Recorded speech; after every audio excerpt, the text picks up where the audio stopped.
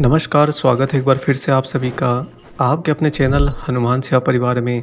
आशा करते हैं कि प्रभु श्री हनुमान जी और परम पूज्य गुरुदेव बाबा नीम करौरी महाराज जी आप सभी भक्तों पर असीम कृपा सदैव बनाए रखें। दोस्तों, एक मनुष्य जब हनुमान जी और महाराज जी को पूर्णतया शरणागत हो जाता है, उनके पैर पकड़ लेता है और कुछ ऐसे पैर पकड़ता है कि छूटे ना छूटे कभी। कहने का भाव यह है कि वह पूरा का पूरा अपने ही गुरु, अपने ईश्वर का होकर रह जाता है। तब ऐसी स्थिति के अंदर उसके गुरु उसके हृदय में उठने वाली सारी हलचलों को भली भांति देखते भी हैं और फिर उसे एक ऐसा आयाम दिखाते हैं जो उसके हृदय के भाव के अनुसार हो। उस आयाम को दिखाने के बाद में बाबा उसी आयाम के द्वारा परिणाम को भी रच देते हैं, जो परिणाम स्वतः ही उसके हृदय के अनुकूल होता है। महाराज जी ऐसा इसलिए करते हैं क्योंकि बाबा आपके इस पूरे शरीर यानी कि भौतिक अवस्था के हृदय वाले भाग में विद्यमान रहते हैं। महाराज जी हमेशा आपके शरीर में ना तो आपकी दृष्टि यानी कि आँखों से प्रवेश करते हैं, ना ही आपके कर्ण यानी कि कानों से प्रवेश करते हैं और ना ही आपके मुख यानी कि आपकी वाणी या जीवा से प्रवेश करते हैं। बाबा जब आपके शरीर में अपना स्थान धारण करते हैं तो वह सीधा आपके हृदय चक्रा को खोलते हुए बिल्कुल हृदय के बीचों बीच केंद्रित पुष्प पर जाकर विराज जाते हैं और सदा आपके होकर रह जाते हैं। हाँ, कालांतर में महाराज जी आपके साथ में अटखेलियाँ करते हुए कभी आपके हृदय से बाहर तो कभी हृदय के अंदर होते हैं। भक्त को तब थोड़ी सी घबराहट भी होती है, थोड़ा सा मन उसका परेशान भी होता है कि कहीं महाराज जी मुझसे दूर तो नहीं चले गए, बाबा मेरी बात क्या सुन पा रहे होंगे, मेरी अर्जी उन तक पहुंच भी पा रही होगी या फिर नहीं पहुंच पा रही होगी। हम ऐसे भक्तों को यहाँ पर एक बात बता दें कि महाराज जी उस समय वास्तव में आपकी बाल परीक्षा ले रहे होते हैं। बाल परीक्षा अर्थात आपका अभी भक्ति में जो बालपन है उसकी नटखट रूप में परीक्षा ली जा रही है।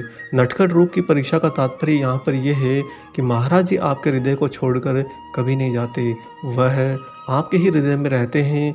बस अपना एक द्वितीय आयाम रचते हुए आपके साथ में कुछ ऐसी लीला करते हैं जिससे आपको लगता है कि बाबा मेरे से थोड़े दूर चले गए हैं, जबकि हकीकत ये है कि जिस तरह आपने महाराज जी के चरण कसकर पकड़े हैं, बाबा ने उससे भी ज़्यादा कसकर आपका हाथ पकड़ लिया है। और हनुमान जी महाराज जी जिसका भी हाथ पकड़ लेते हैं दोस्तों, उसे जन्म जन्म की यात्रा करवाते हुए अंत में प्रभु श्री राम के श्री चरणों में छोड़ देते हैं। यह हनुमान जी का अनूठा स्वयं भक्ति चक्र है। वह अपनी ही भक्ति के चक्र में निरंतर ये कार्य करते जा रहे हैं। जहाँ जहाँ जीवात्माएं उन्हें कसकर पकड़ती हैं, वह उनका हाथ पकड़कर सदा सदा उन्हें जन्मों जन्मों तक अपने ही सानिध्य में रखते हुए, अपने ही श्री चरणों में रखते हुए अंत में उन्हें प्रभु श्री राम को शरणागत कर देते हैं। ऐसे परमवीर परम भक्त हनुमान जी को हम हृदय से नमन करते हैं। दोस्तों, इससे पहले हम आगे बढ़ें, आपसे एक छोटा सा निवेदन करेंगे जो कि हमने कल के वीडियो में भी किया था। एक हनुमान भक्त जिनके ऊपर बहुत बड़ा संकट आया और उन्होंने हमसे प्रार्थना करी कि प्रभु श्री हनुमान जी के द्वारा मुझे इस संकट से बाहर निकलवाइए। हमने उन्हें विश्वास दिया था कि हम 3 दिन तक वीडियो में आपके लिए निवेदन करेंगे और जितने भी हमारे हनुमान सेवा परिवार के हनुमान भक्त, राम भक्त हैं, महाराज जी के अति प्रिय जीव आत्माएं हैं, वे सभी भक्त उनसे जितना होगा उतना योगदान करेंगे और उनकी उचित मदद करेंगे। इसीलिए हमने उनका फ़ोन पे नंबर कमेंट बॉक्स और डिस्क्रिप्शन बॉक्स में लिखा है। साथ ही यहाँ पर साइड में आपको उनका QR कोड भी दिखेगा। इस QR कोड को स्कैन करके आपसे जितना होता है, जितना आपका सामर्थ्य हो, उस सामर्थ्य के अंदर रहते हुए ज़रूर मदद कीजिए। संकट में घिरे एक सच्चे हनुमान भक्त की सहायता करके आप सभी का अवश्य कल्याण होगा। और चिंता न करिए, आपके द्वारा करी गई ये मदद आने वाले समय में उनके ही माध्यम से प्रभु श्री हनुमान जी के श्री चरणों में जाएगी। अतः निसंकोच होकर खुलकर मदद कीजिए, दान कीजिए। आइए अब लौटते हैं अपने वीडियो पर। दोस्तों, बाबा जिस तरह आपके हृदय में रहते हैं उसी तरह महाराज जी कभी कभी अपने भक्त के हृदय को परिवर्तित भी करते हैं। इसकी आवश्यकता क्यों होती है, इसे थोड़ा सरल करके समझते हैं। जैसे कि आप भक्ति में आने से पहले अपने जीवन को अगर थोड़ा सा गौर से देखेंगे तो बचपन से हो सकता है कि कुछ दिशाएं आपने गलत पकड़ी हो, जैसे कि झूठ बोलना, ईर्ष्या करना, क्रोध करना, किसी के प्रति अपनी कामना दृष्टि रखना, और या फिर कभी कभी अहंकार भाव में आ जाना। इस तरह की गतिविधियाँ जो आपके जीवन में समय समय पर एक अंतराल के बाद में आती रहती हैं, इनके द्वारा आपका हृदय दूषित हो जाता है। महाराज जी आपके हृदय को परिवर्तित इसलिए करते हैं कि यह दोबारा पलटकर आपके जीवन में कभी ना आ पाए। एक मनुष्य के जीवन में उसके जो शत्रु होते हैं वह कोई बाहरी नहीं होते, अपितु वास्तविकता तो यह है कि सारे शत्रु हमारे ही भीतर होते हैं। हम इस जीवन को कहने को तो बाहरी आवरण में जीते हैं, जो कि मात्र केवल भ्रम है, इससे ज़्यादा कुछ नहीं। अपितु हमारा जो वास्तविक जीवन हमें ईश्वर प्रदान करते हैं वह होता है हमारी आंतरिक यात्रा। और हमारी स्वयं की आंतरिक यात्रा के दौरान ही हम पर निर्भर करता है कि हम कितना आगे इस जीवन में जा पाते हैं। और उस दौरान हम अगर हमारे शत्रुओं को नहीं पहचानते हैं तो हमें वह हमारे जीवन में बहुत बार बाहरी आवरण में यानी कि बाहरी जीवन में कष्टों में पहुंचा देते हैं। और इसके कारण सबसे ज़्यादा जो बाधित होती है वह है आपके ही आंतरिक भाव की भक्ति। इसीलिए महाराज जी आपको बचाने के लिए आपके हृदय को साफ करते हैं, परिवर्तित करते हैं, ताकि उसके बाद में आने वाले बाकी के कालांतर जीवन के अंदर आप सुचारू रूप से और सुगम रूप से भक्ति पर आगे बढ़ सकें। महाराज जी यह किस प्रकार बड़ी ही सरलता से करते हैं, इसे समझने के लिए आइए सुनाते हैं आपको बाबा की एक बहुत ही रोचक घटना। एक बार की बात है, बाबा की परम भक्त रही श्रीमती कमला पांडे जी इलाहाबाद में रह रही थी। उस समय बाबा ने एक दिन उन्हें सपने में आकर दर्शन दिया। अब थोड़ा ध्यान से आप सुनिएगा, क्योंकि उनका सपना बड़ा ही निराला था। सपने में उन्होंने देखा कि कुछ नौजवान लड़के एक सड़क के उस पार खड़े होकर अश्लील गाने गाते जा रहे हैं। चूंकि वह यहाँ पर भौतिक अवस्था में सो रही हैं, अतः अपने सपने को बाहरी दृष्टि से पूरा देख पा रही हैं। जैसे कि हम एक रिकॉर्ड करी हुई मूवी देखते हैं तो हमें उस मूवी के अंदर घटने वाली सारी घटनाओं के कोने कोने पर दृष्टि रहती है, हम सब कुछ देख पाते हैं। जबकि उस मूवी का मुख्य किरदार बाकी अन्य तथ्यों से अनभिज्ञ रहता है। यही स्थिति उस समय कमला जी की थी। वह यहाँ पर सोते हुए जो सपना देख रही थी, उस सपने में उन्होंने देखा कि कुछ नौजवान एक सड़क के दूसरी तरफ खड़े होकर जोर जोर से अश्लील गाने गा रहे हैं। अब उन्होंने दूसरी दृष्टि में ये देखा कि इस तरफ सड़क पार करके एक मकान के बरामदे में बाबा जी तख्त पर विराजमान हैं, और महाराज जी जहाँ पर बरामदे में तख्त पर विराजमान हैं उसका जो बिल्कुल नज़दीकी कमरा है, उसी कमरे के भीतर श्री सिद्धि माँ, जीवंती माँ, साथ में ये श्रीमती कमला जी स्वयं भी विद्यमान हैं। और उस समय कमरे में बैठी हुई श्रीमती कमला पांडे जी को देश की इन महान विभूति के सामने उन नौजवानों के द्वारा किए जा रहे अभद्र आचरण पर बहुत ही दुख हुआ, किंतु वह कमरे में मौन बैठी रहीं। तभी बाहर तख्त पर विराजमान महाराज जी ने उन नौजवानों को अपने पास बुलाया। वे लोग बाबा के पास में इतराते इटलाते हुए चले आए।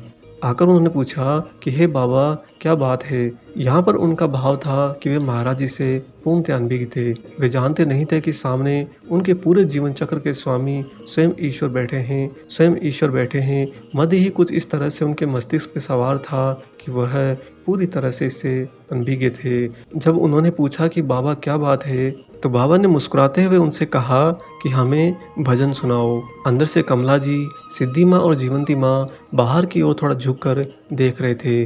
बाबा ने ज्यों ही उन नौजवानों को कहा कि हमें भजन सुनाओ, दोस्तों आपको जानकर आश्चर्य होगा कि वे सारे नौजवान झूम झूम कर महाराज जी के सामने प्रभु श्री राम का भजन गाने लगे। और बाद में तो साथ साथ में मीरा और कबीर के भजन भी गाने लगे। कुछ देर तक महाराज जी उन्हें शांत भाव से सुनते रहे। फिर बाबा ने उनसे कहा कि रुको। जैसे ही वे रुके, महाराज जी ने उनसे कहा कि हमने तुम्हें इसलिए यहाँ पर नहीं बुलाया था कि तुम हमें ये सुनाओ, अभी तो हमने तो तुम्हें इसलिए यहाँ पर बुलाया था कि तुम वही गाना गाओ जो तुम लोग सड़क के पार खड़े होकर गा रहे थे, हमें तो वही गाना सुनाओ। दोस्तों, जब बाबा ने उनसे ये कहा तो वे नौजवान एक दूसरे का मुंह ताकने लगे। बात यह थी कि एक क्षण के अंदर वे अपने अंदर विद्यमान उस कुरीति, उस बुरी आदत को भूल चुके थे और वे बहुत लज्जित भी हुए। हाथ जोड़कर महाराज जी से कहने लगे कि बाबा, हम तो वे गाना ही भूल गए, हमें तो सिर्फ अभी प्रभु श्री राम का भजन याद आ रहा है, इसके अलावा हमें कुछ याद ही नहीं आ रहा। अंदर बैठी श्रीमती कमला पांडे को ये पूरा वाकया कुछ समझ नहीं आया। उन्हें सब कुछ अटपटा सा लगने लगा। तभी महाराज जी तख्त पर से थोड़ा झुकते हुए कमला जी की ओर मुड़कर बोले, हमें कुछ आता जाता नहीं है, हम तो केवल हृदय परिवर्तन करना जानते हैं। बस इतना कहकर महाराज जी फिर से तख्त पर सीधे बैठ गए और ध्यानस्थ हो गए।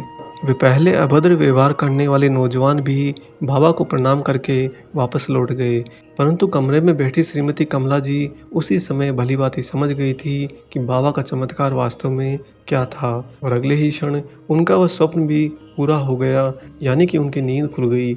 उठने पर उन्होंने इस भाव को ग्रहण कर लिया कि महाराज जी वास्तव में एक भक्त के हृदय को परिवर्तित इसीलिए करते हैं ताकि वह जिन आंतरिक शत्रुओं से अपने जीवन में पहले से बहुत ज़्यादा कष्टों को झेला है, बहुत ज़्यादा परेशान हुआ है, आने वाले शेष जीवन के अंदर वे आंतरिक शत्रु उस पर कभी हावी ना हो, उसे परेशान न करें, उसे भटकाएं नहीं।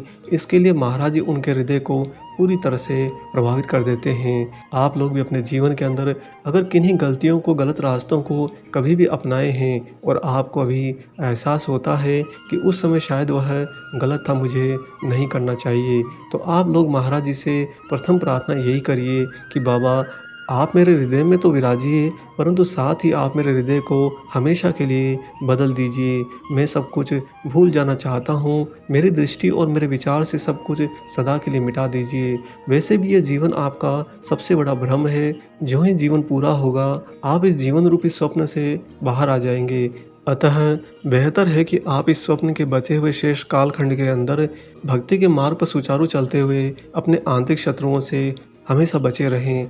आशा करते हैं दोस्तों आज आपको महाराज जी का ये प्रेरणादायक विशेषांक जरूर पसंद आया हो। वीडियो अगर अच्छा लगा है तो जाने से पहले लाइक करना ना भूलें, साथ ही वीडियो को ज़्यादा से ज़्यादा अन्य राम भक्तों और हनुमान भक्तों से शेयर कर दें। अगर आप चैनल पर नए हैं तो चैनल को जरूर सब्सक्राइब करिए। आप सभी का हृदय से स्वागत है।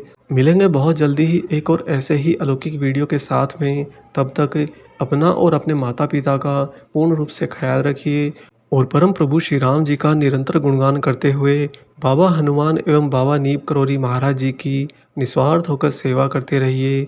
जय सिया राम।